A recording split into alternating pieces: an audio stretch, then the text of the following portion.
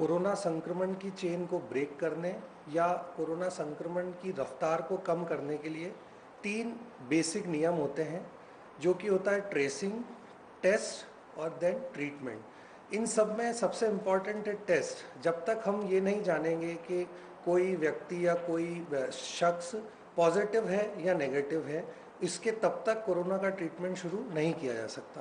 तो आज हमारे साथ स्टूडियो में डॉक्टर विनीता कोठारी मौजूद हैं, जो कि इंदौर और इंदौर के आसपास 300 से ज़्यादा सेंट्रल लैब के नाम से 2011 से इन लेबोरेटरीज़ का संचालन कर रही हैं। डॉक्टर विनीता, आपका बहुत बहुत स्वागत है हमारे स्टूडियोज़ में। सबसे पहले अगर हम बात करें डॉक्टर विनीता, तो एक नई वोकेबलरी क्रिएट हो गई है आज वर्तमान परिदृश्य में। उसमें एक नया शब्द है RT-PCR। तो हम आपसे जानना चाहेंगे कि ये RT-PCR टेस्ट क्या होता है, RT-PCR का क्या मतलब है, और साथ में पॉजिटिव या नेगेटिव के अलावा इस टेस्ट में क्या दर्शाया जाता है, जो कि आम आदमी आपके माध्यम से समझ सके कि what is the meaning of RT-PCR। तो RT-PCR आपने बहुत सही बोला, ये घर घर का नाम हो गया है। इनिशियली तो अगर कोविड के पहले की बात करें तो बहुत कम डॉक्टर्स भी इसके बारे में डिटेल जानते थे, पर अब बच्चा बच्चा जानने लगा। ये इसका साइंटिफिक वर्ड है reverse transcriptase polymerase chain reaction. सरल शब्दों में कहूँ तो इसमें डीएनए को, वायरस के डीएनए को डिटेक्ट किया जाता है।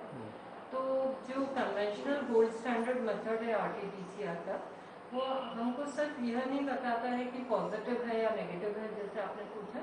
वो साथ में हमको CT वैल्यू देता है। CT वैल्यू एक साइक्लिकल थ्रेशोल्ड वैल्यू है, और CT वैल्यू में हम ये पता करते हैं कि PCR की कितनी साइकिल चली तब RNA डिटेक्ट हुआ। तो अगर हमको बहुत ज़्यादा PCR साइकिल चलाने के बाद RNA डिटेक्ट हुआ, मतलब RNA का लोड बॉडी में कम है। तो CT वैल्यू जितनी हाई आती है उतना वायरल लोड कम होता है और उतने जल्दी पेशेंट नेगेटिव होता है।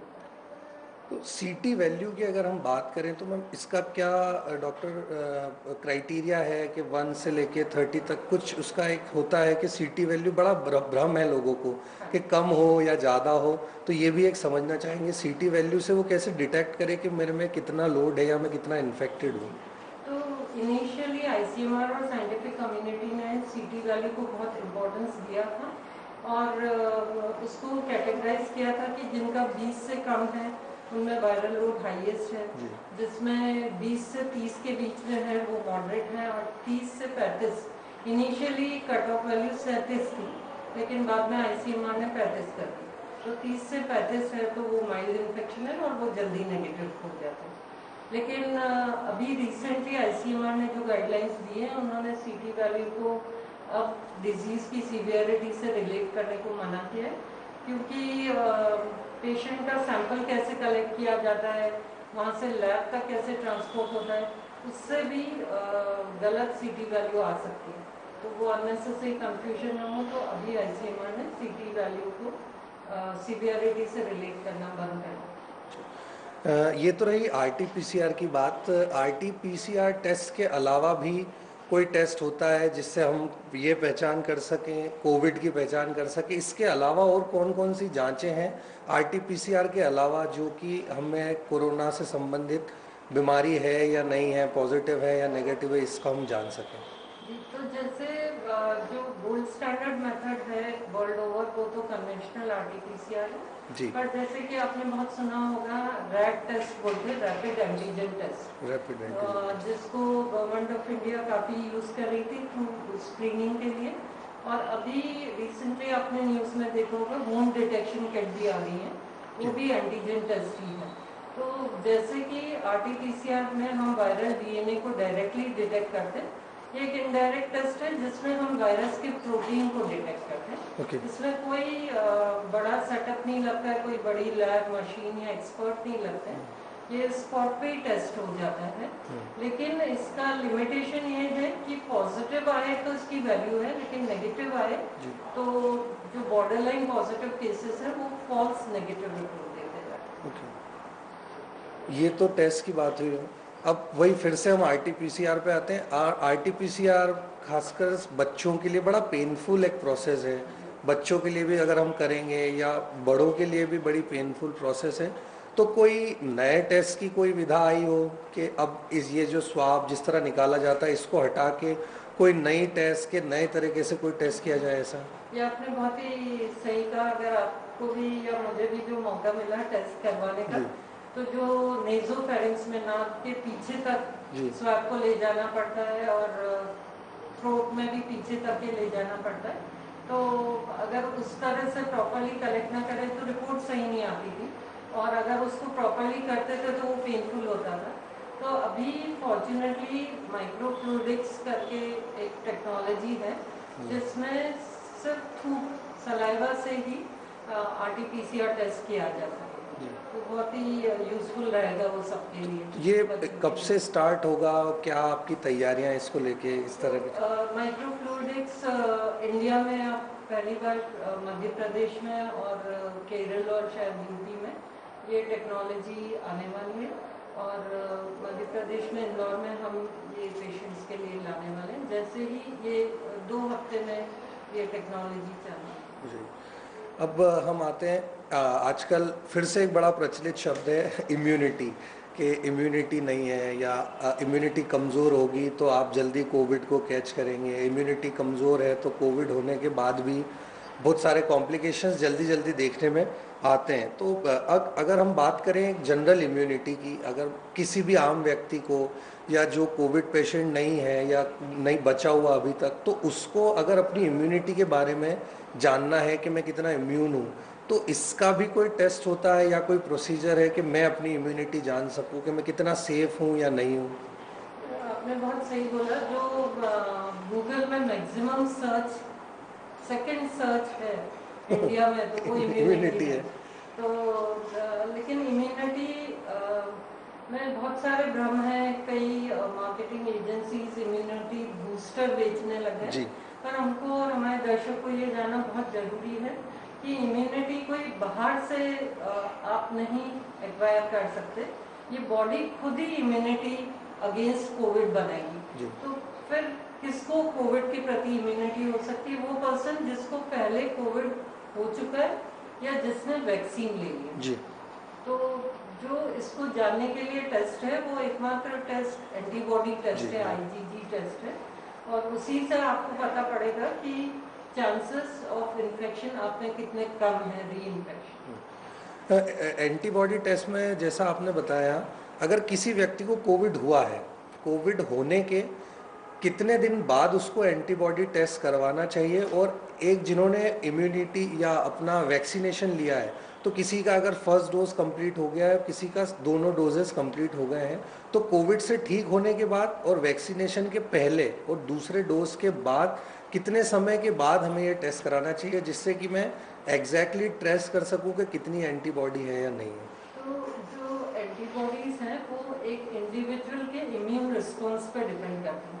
तो इसके लिए कोई डेफिनेट डेट नहीं, पर usually 2nd to 3rd week में एंटीबॉडी का लेवल हाई होना चालू हो जाता है। जी। तो अगर किसी को टेस्ट करना है आईजीजी एंटीबॉडी, तो 2nd to 3rd week after infection करना है, और likewise 2nd to 3rd week after vaccination.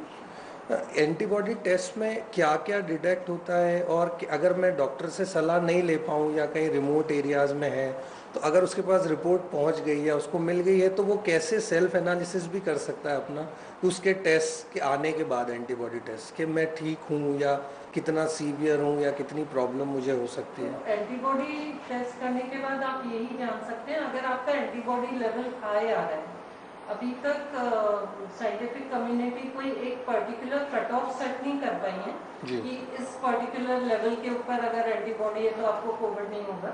पर जितना हाई आपका एंटीबॉडी लेवल है, मतलब आपकी बॉडी का इम्यून रिस्पॉन्स कोविड के अगेंस्ट बहुत स्ट्रॉन्ग है। तो अगली बार अगर कोविड इन्फेक्शन होगा या कोविड वायरस बॉडी को अटैक करेगी, तो क्योंकि आपकी एंटीबॉडी लेवल हाई है वो तुरंत ही उसको धराशायी कर देंगे और आप सफर नहीं। एक और बड़ा इम्पॉर्टेंट क्वेश्चन है कि जैसे ही आरटीपीसीआर टेस्ट होता है, किसी को लक्षण है, किसी को नहीं भी है, लेकिन किसी परिवार में अगर कोई आता है तो हम तुरंत जाके आरटीपीसीआर टेस्ट कराते हैं कि हम जानना चाहते हैं हम पॉजिटिव हैं या नेगेटिव हैं। लेकिन इसमें कभी प्रॉब्लम आती है, लैब से 2-3 दिन में सैंपल की रिपोर्ट आ रही है और पैनिक मोड में रहते हैं हम सब लोग कि कितना जल्दी आ जाए।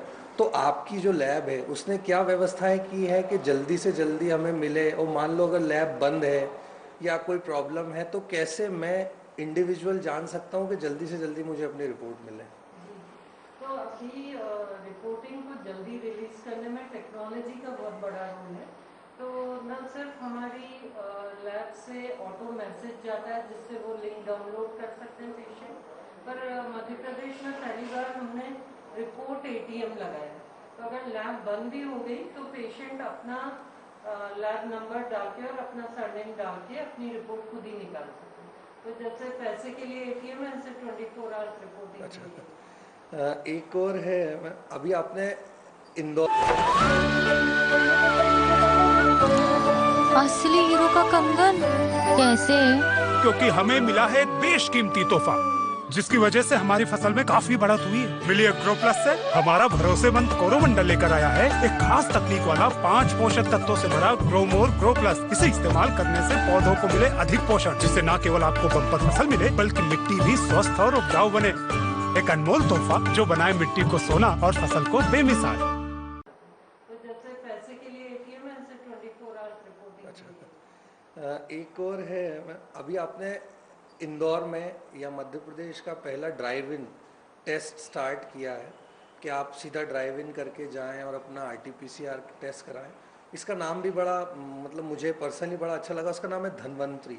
तो एक तो मैं जानना चाहूँगा इसका नाम धन्वंतरी क्यों है और वो ड्राइव इन में कैसे क्या सुविधाएं मिलती है लोगों को ड्राइव इन टेस्ट में? तो हम विचार कर रहे थे कि अ, कौन सा ऐसा नाम रखा जाए ड्राइव इन सेंटर के लिए। तो धन्वंतरी भगवान जो थे वो फिजिशियन टू गॉड थे। ओके। तो इसीलिए उनके नाम पे रखा है, इस आशा और इस आस्था से जी। कि जो भी वहाँ आए वो जल्दी ठीक हो जाए। और ड्राइविंग का एडवांटेज ये है कि क्योंकि जितने भी लैब में अगर पेशेंट सैंपल देंगे तो क्लोज सिस्टम होता है, तो एक फियर कि जब भीड़ होगी तो एक से दूसरे को इन्फेक्शन ना हो जाए, वो अवॉइड करने के लिए ड्राइविंग सेंटर बहुत ही महत्वपूर्ण है। पेशेंट खुद के कार या स्कूटर पे बैठ के वहाँ पर आते हैं और उसी में उनका टेस्टिंग हो जाता है और चले जाते हैं, हार्डली 3 मिनट लगते हैं।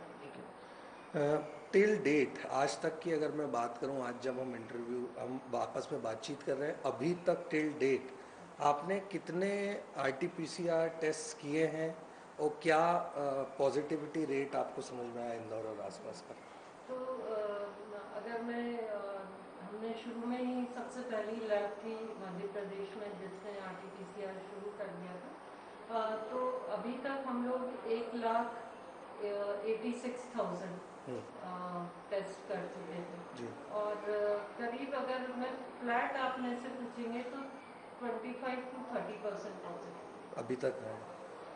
दूसरा एक और बड़ा इम्पोर्टेंट है कि कोविड पॉजिटिव आने के बाद आरटीपीसीआर कराने के बाद अगर कोई भी शख्स पॉजिटिव आता है फिर एक टेस्ट का बताया जाता है कि एक नेगेटिव भी आप कितने दिन में आए।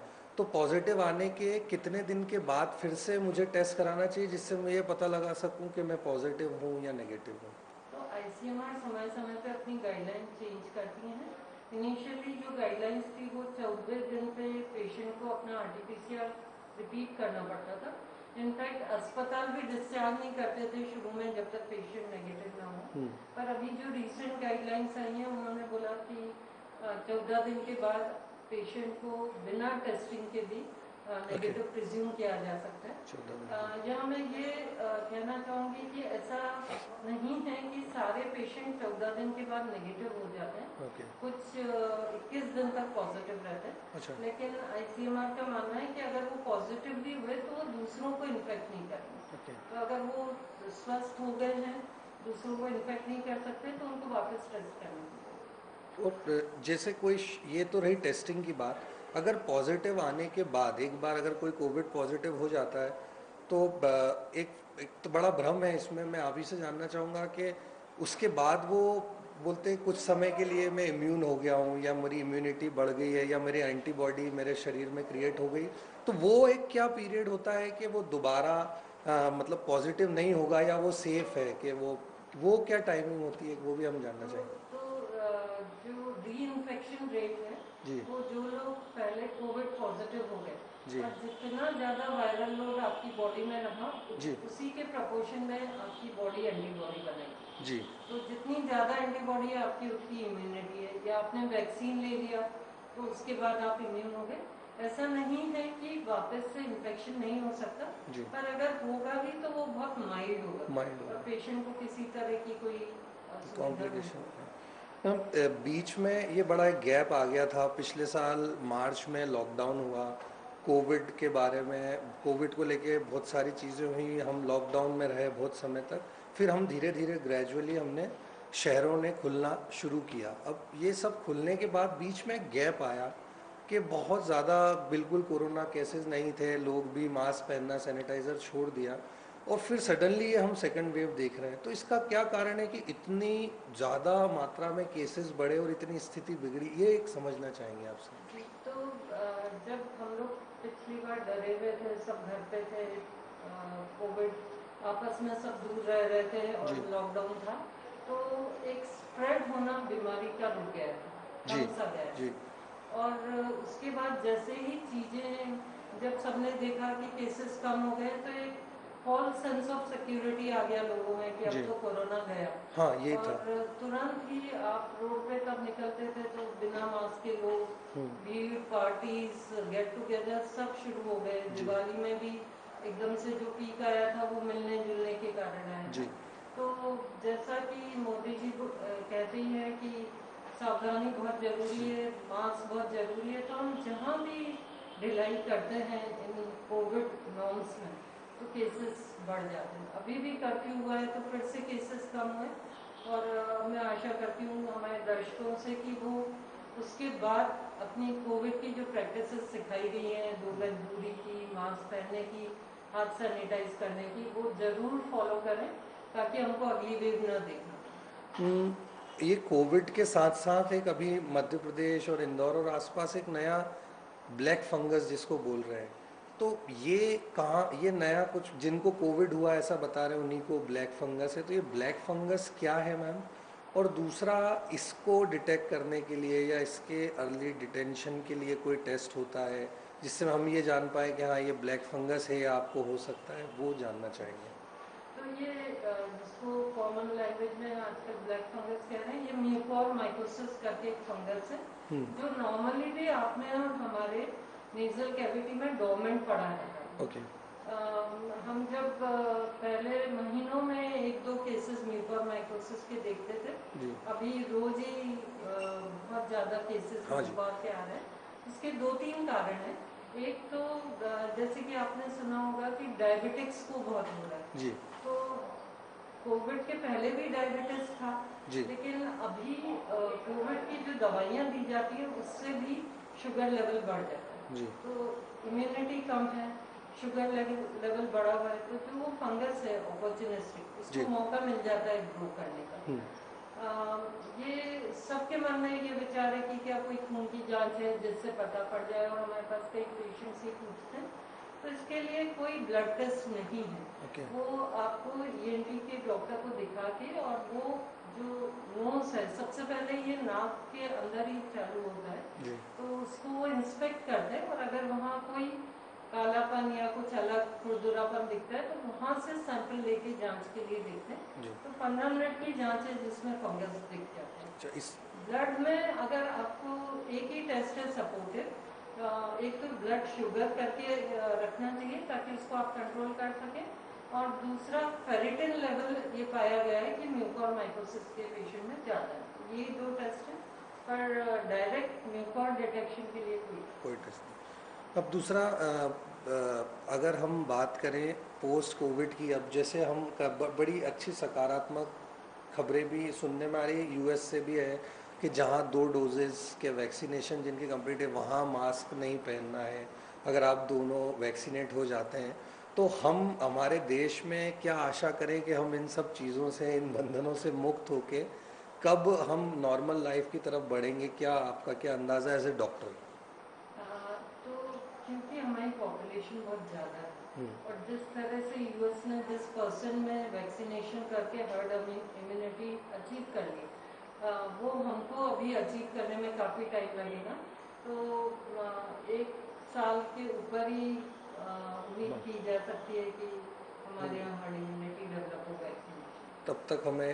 तब तक हमें क्या, आम लोगों को, अब हम वापस से काम पे आएंगे, फिर ट्रैक पे आएंगे, तो क्या क्या स्पेसिफिकली क्या उनको प्रोटोकॉल्स फॉलो करने चाहिए जिससे कि हम इस थर्ड लेयर से या जो भी लेयर आना आप बता रहे हैं उससे हम बच सकें? अब तो हम सब जान गए हैं, हमने ढील बरत के भी देख लिया। तो 3 चीज़ें हैं जो बहुत इम्पोर्टेंट है: मास्क, सैनिटाइजेशन ऑफ हैंड और दूरी। तो ये अगर हम नियम पालन करते रहेंगे जो कोविड प्रोटोकॉल्स हैं, तो हम अगली लहर को आने से जरूर रोक सकेंगे। अभी हमें बताया, जो हम बातचीत कर रहे थे, कि आपकी फर्स्ट मॉलिक्यूलर टेस्ट लैब है। तो ये मॉलिक्यूलर टेस्ट लैब, ये क्या टर्मिनोलॉजी है और किस तरह से इस तरह की लैब्स में काम होता है, कितनी हाईटेक होती है? जो मॉलिक्यूलर टेस्टिंग लैब है ये काफ़ी हाई एंड लैब रहती है, क्योंकि यहाँ बहुत ही घातक बीमारियों की जांच करते हैं। जी। तो जैसे अगर हम हमारी लैब में वायरस को टेस्ट करते हैं और वायरस को कल्चर भी कर सकते हैं, मतलब वायरस को उगा भी सकते हैं, जी। तो ये एनवायरनमेंट के लिए बहुत डेंजरस हो सकता है। तो पहला तो जो बायोसेफ्टी लेवल है, जो लैब का सेफ्टी का लेवल है, एनवायरमेंटल स्प्रेड न करने का लेवल, वो बहुत हाई होना पड़ता है। उसके लिए काफ़ी इक्विपमेंट्स हायर एंड होते हैं। उसके अलावा पीसीआर की मशीनें लगती हैं और जो आरएनए है उसको एक्सट्रैक्ट करना पड़ता है। तो इसमें काफ़ी एक्सपर्टाइज लगता है। अगर लो टेक्नोलॉजी या लो एक्सपर्टाइज से कोई करने की कोशिश करेगा जी। तो रिपोर्ट्स भी सही नहीं आएंगी और एनवायरनमेंट को भी खतरा है। ऐसा हो सकता है कि लैब ही वो बीमारी बाहर फैला। अभी गांव में या रिमोट एरियाज़ में कोई आरटीपीसीआर टेस्ट कराता है तो बड़ा समय लग रहा है उनकी रिपोर्ट्स आने में। तो इन फ्यूचर या अभी जैसे पोस्ट कोविड भी, अभी इस चीज़ें ठीक होने के बाद भी टेस्ट तो हमें करना ही है, तो कोई आपकी कोई आइडिया है एज ए एमडी आप हैं, तो क्या एक्सपेंशन चाहती हैं कि रिमोट एरियाज़ में भी, या उनके लिए कोई आप नया कुछ इनिशिएटिव सोच रही हो कि जल्दी से जल्दी टेस्ट की रिपोर्ट उन्हें मिल पाए? बहुत इम्पोर्टेंट प्रश्न है, क्योंकि सिटीज़ में जहाँ हमारे पास सब सुविधा है, गांव में बहुत ये बीमारी फैल रही है और टेस्टिंग के मेथड नहीं थे। तो एक तो एंटीजन स्क्रीनिंग गवर्नमेंट कर रही है, पर हमने मोबाइल आरटीपीसीआर वैन पे हम काम कर रहे हैं और आशा है कि बहुत ही जल्दी आरटीपीसीआर गाँव-गाँव में होने लगे। क्या उसका क्या कॉन्सेप्ट है, कैसे उसमें टेस्ट डन होते हैं और कहाँ कहाँ आप करेंगे, आसपास कितने डीप में या डीप इनसाइड आप जाने का है? तो ये वैन्स होती है स्पेशली बिल्ड, और ये टाटा कंपनी ने खास करके रोबोटिक्स के साथ आईआईटी चेन्नई के स्टार्टअप के साथ बनाई है, जिसमें कि जो काम इंसान करता है वो सारा रोबोट करता है। जी। तो वो वैन में वो रोबोट्स है और वो पूरी टेस्टिंग करते हैं। तो ये बहुत ही अच्छी सुविधा हो जाएगी गाँव के लिए मॉलिक्यूलर लैब। तो मॉलिक्यूलर लैब और टेस्टिंग, इसके अलावा अगर हम जानना चाहें, अभी इंदौर में आपकी कितनी लैब्स 300 प्लस कहाँ कहाँ सिचुएटेड है और किस लेवल पे, या क्या क्या कोविड के अलावा भी और कौन कौन सी टेस्ट किट है, या और कौन से ऐसे टेस्ट जो आसपास नहीं होते हैं जो आपके यहाँ हो रहे हैं या जो बड़े शहरों में होते हैं, उन सब के बारे में भी थोड़ा सा हमारे दर्शक जानना चाहेंगे। तो मेरी शुरू से इच्छा थी, बहुत सालों तक हम मध्य प्रदेश में कई चीज़ें नहीं करते थे और दिल्ली और बम्बई पे हम डिपेंडेंट थे। तो अब मॉलिक्यूलर टेस्ट हो, जेनेटिक टेस्ट हो, इम्यूनोहिस्टोकेमिस्ट्री हो, कैंसर के हायर एंड सब कुछ हमारे यहाँ जो भी दिल्ली या बम्बई में अवेलेबल है वो सब मध्य प्रदेश में इंदौर में अब अवेलेबल है। और क्योंकि हमारे 300 सेंटर्स हैं अक्रॉस मध्य प्रदेश, तो उनको सैंपल को ट्रांसपोर्ट करके यहाँ पे मेन लैब में किया जा सकता है। और आरटीपीसीआर में प्रॉब्लम सैंपल ट्रांसपोर्ट की नहीं थी, सैंपल कलेक्शन की थी, क्योंकि इतने क्वालिफाइड लोग जो गांव के अंदर जाके सैंपल प्रॉपरली भेज सके वो एक मुश्किल था। तो उसी के लिए हमने ये जीनोमिक्स जो सलाइवा बेस्ड टेस्ट है, जो कहीं भी गांव के रिमोट में भी आदमी अपना थूक कलेक्ट करके भेज सकेगा, वो टेस्ट की शुरुआत। तो दर्शकों, आज हमारे साथ मौजूद थी डॉक्टर विनीता कोठारी, जिन्होंने हमें टेस्ट से रिलेटेड जो हमारे कई भ्रांतियाँ थी या भ्रम थे कि कहाँ किस लेवल पे कौन से test covid, post covid, covid के बाद इम्यूनिटी जानने के लिए या एंटीबॉडी जानने के लिए ज़रूरी होते हैं, उन सब के बारे में बताया। आपका बहुत बहुत धन्यवाद स्टूडियोज़ में आने के लिए। बहुत धन्यवाद।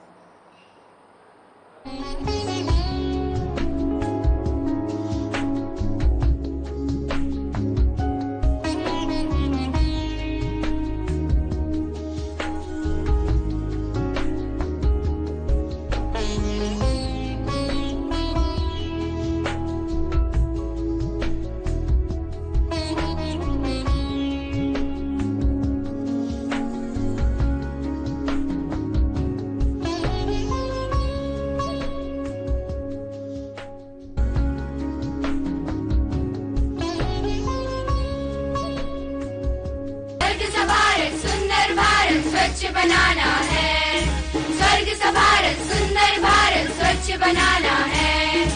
आओ मिलकर साथी इसे स्वच्छ बनाना है, आओ मिलकर साथी इसे स्वच्छ बनाना है।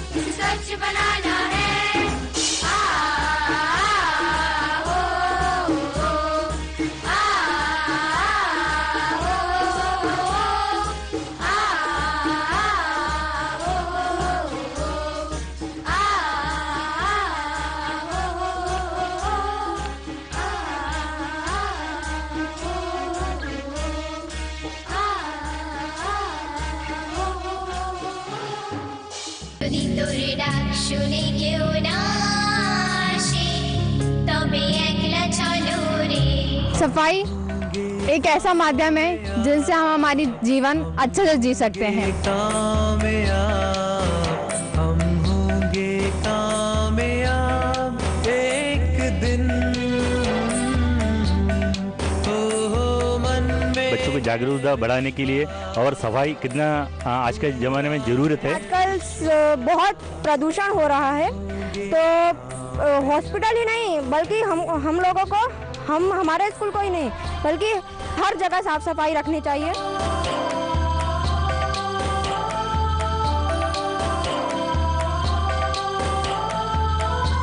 हमारा एनवायरनमेंट, हमारे ओजोन लेयर में इतने बड़े बड़े छेद हो रहे हैं, सब उसका मेन कारण है पॉल्यूशन।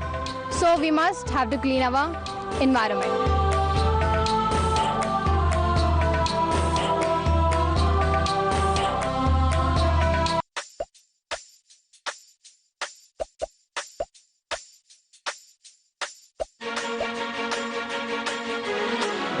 जो चाह वो होता नहीं, पर अनचाह हो जाता है। ज्यादा पाने की लालच में जो पाया था खो जाता है। बाल बाल बचे, बाल बाल बचे, बाल बाल बचे, ओ।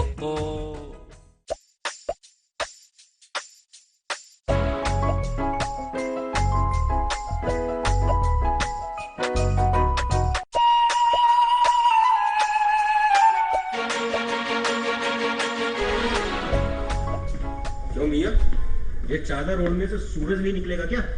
है? अरे उठो यार। अरे मुर्गा कब का ड्यूटी देकर चला गया अपनी, तुम अभी तक सो ही रहे हो। तब तक पलंग ही तोड़ दोगे। अरे उठो। नेहा नहीं, जमील जमील। तू ये क्या? हाँ यार मैं तुझे भी कितनी गंदी आदत लग गई है सुबह सुबह उठने की। और हमें सुबह सुबह उठ के कौन सा वर्ल्ड कप जीत लेना है? अब तुम्हारी तरह खुशकिस्मत तो है नहीं कि अम्मी आएगी हाथ में प्याली लेकर और बोलेगी उठ जा मेरे बेटे, उठ जा, सुबह हो गई है, उठ जाओ। अरे कमबख्तों, खुशकिस्मत तो तुम लोग हो। कम से कम सुबह की चाय के साथ साथ लेक्चर तो नहीं सुनने पड़ते। सुकून की जिंदगी जी रहे हो बेटा, सुकून की जिंदगी। ना अम्मी की डांट, ना अब्बा की फटकार। क्यों? आज तो जिगर का कनस्तर गुस्से से लबालब भरा पड़ा हुआ है। सुबह सुबह क्या काढ़ा पीकर आ रहे हो? और नहीं तो क्या, हम तो है ही नाकारा। आजकल तो अम्मी भी दुआई देने लगी है कि बेटा जब तुम पैदा हुए थे ना, तब हमें लग रहा था कि तुम बड़े होके खानदान का नाम रोशन करोगे, लेकिन अब आलम यह है कि रोशनदान तक बंद करके मुंह छिपाना पड़ रहा है। अरे सच तो कहती है, 24 साल का हो गया और हाथ में नौकरी नहीं। राहुल पानी पिला दे। वैसे नौकरी हाथ में तब आती है जब डिग्री हाथ में हो, और तभी छोकरी भी हाथ में आती है। अब ये तुम हमारे अम्मी अब्बू की जबान मत बोलो। हाँ, सुबह सुबह यही हूबहू यही लेक्चर सुनकर आ रहे हैं हम। तब तो हम तुम्हें अम्मी और अब्बू नजर आ रहे होंगे। राहुल गंदी बात, बड़ों से मजाक नहीं करते। सारी बोल, सारी। सॉरी है भाई, सॉरी। सारी सारी। लो हो गया अपना कोरम पूरा। निकम्मो, निठल्लो और बेकारों का। बस भाई, अपने मुंह की गंदगी अंदर ही रहने दे। क्यों माहौल गंदा कर रहा है? याद नहीं, अहिंसा परमो धर्म। यार जीवे तो आता है, पर क्या करूं? अरे यार जमील भाई, एक बात समझ में नहीं आती, ये इंजीनियरिंग और डॉक्टरी का भूत क्यों सवार हो गया सबके दिलो दिमाग पर? अरे रात दिन उठते बैठते बस एक ही ताना, फलाने का लड़का इंजीनियर हो गया है, दिमागी की बेटी डॉक्टर हो गई है, और तुम? हाँ यार, इन लड़कियों ने तो हमारा बेड़ा गर्क करके रख दिया। एक तो हर फील्ड में हमारी सीटों पर कब्जा कर रही है और ऊपर से इनकी वजह से हमें ताने भी पड़ते हैं यार। यानी दोहरी मार। हाँ यार। जमील भाई, कल मैंने घर फोन किया, सोचा घर वालों से बात तो कर लूं। पीटी में नाम लाने से मैं वैसे ही दुखी था, पर घर फोन करके तो मैंने ऐसी मोल ले ली। ऐसी बातें सुनाई उन लोगों ने, सारे हिसाब गिना दिए जो उनने मुझ पर अब तक करे। कहने लगे 20 साल का हो गया है, अब तक पीटी नहीं कर पाया, क्या करेगा जिंदगी में? अबे घामड़, तू एक बार में पूरा किस्सा क्यों नहीं खत्म कर देता?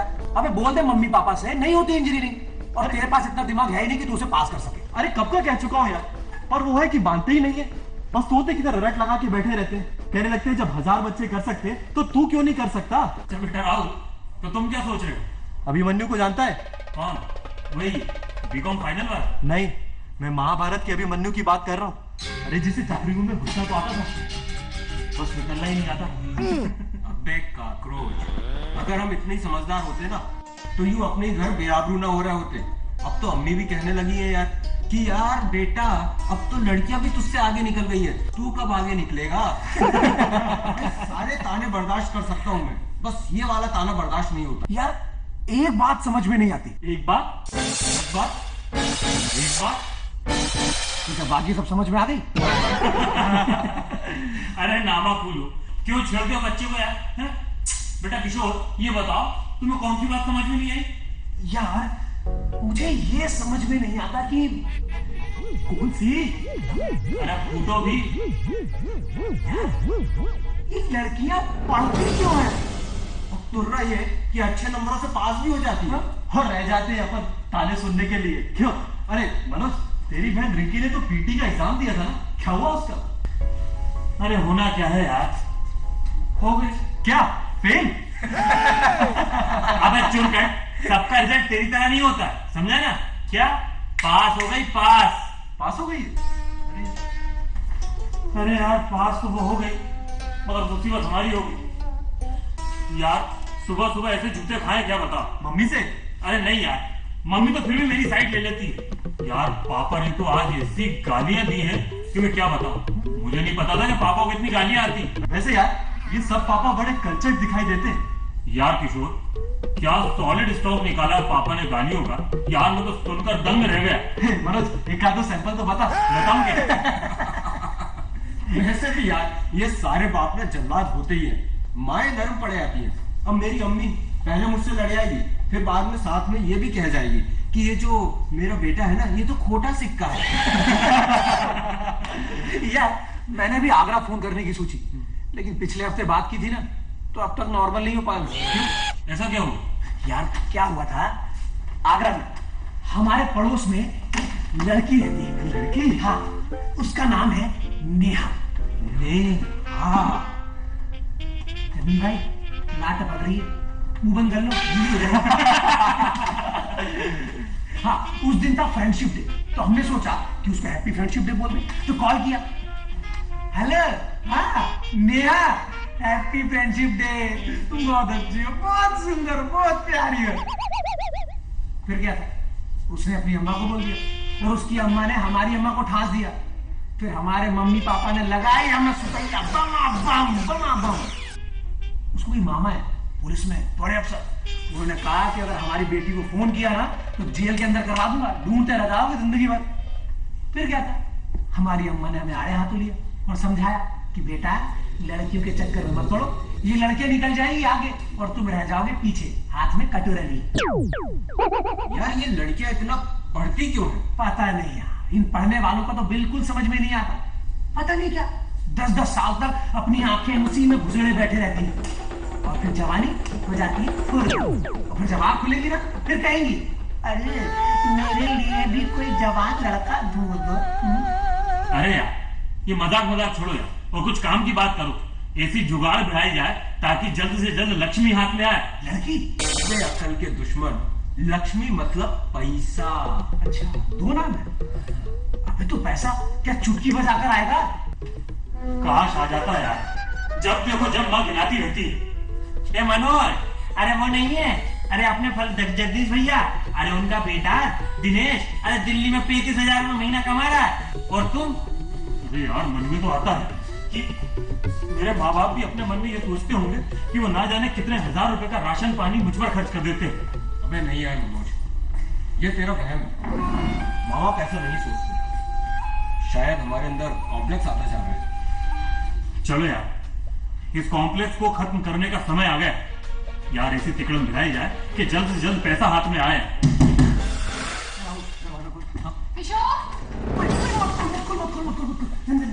तुम अंदर जाओ। हुआ क्या? अरे झांसी की रानी, अरे तूफान आ गया, अंदर जाओ अंदर। सुनो, आवाज मत करना अंदर जाके बिल्कुल भी। इसको कौन लेकर जाएगा? इसको पकड़ अंदर, अंदर। अबे इसको मेरा, ये तो मेरी यार।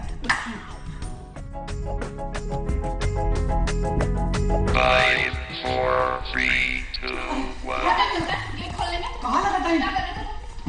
हाँ, क्या कर रहे थे? इतना टाइम लगता किसके साथ थे?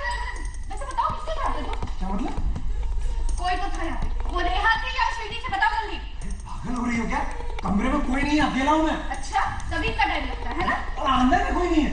अच्छा, अंदर कोई नहीं है? अरे अच्छा, सच में? नहीं, बॉबी प्लीज, जल्दी हटो। बॉबी अंदर कोई नहीं है। बॉबी, अरे सुनो।